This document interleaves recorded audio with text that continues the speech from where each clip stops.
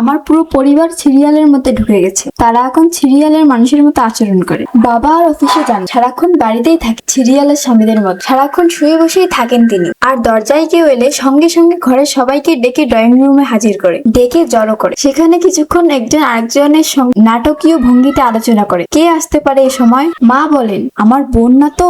সঙ্গে সঙ্গে এমন ভাবে সবাই মায়ের দিকে তাকায় যেন তার একমাত্র বোন কবর থেকে উঠে এসেছে। নতুন কেউ আসলে সরাসরি দরজা না খুলে স্লো মোশনে দরজা খুলে আস্তে আস্তে দেখে বাড়ির সবাই। কখনো তো অর্ধেক দরজা খুলেই ধূপ করে বন্ধ করে দেয় আর বলে বাকিটা ব্রেকের পর।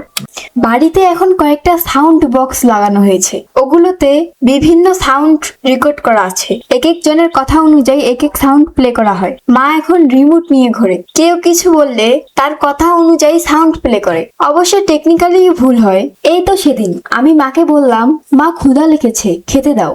মা আমার দিক স্নেহের দৃষ্টিতে তাকালেন, ভুলক্রমে বাস করা সাউন্ড ইফেক্ট করলো। সে যে কি বিদিকিচ্ছি অবস্থা। সিরিয়ালে সবচেয়ে খারাপ প্রভাব যেটি দেখেছি সেটি হলো বাস্তবের থেকে মনে মনে বেশি কথা বলা।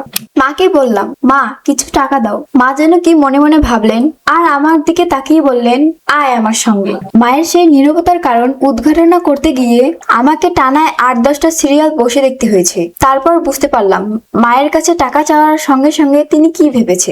কি করবে টাকা নিয়ে? বাজে কিছু না তো। কত টাকা লাগবে? বেশি না কম? যদি বেশি হয় তবে এ টাকা নিয়ে কি করবে? জিজ্ঞাসা করব?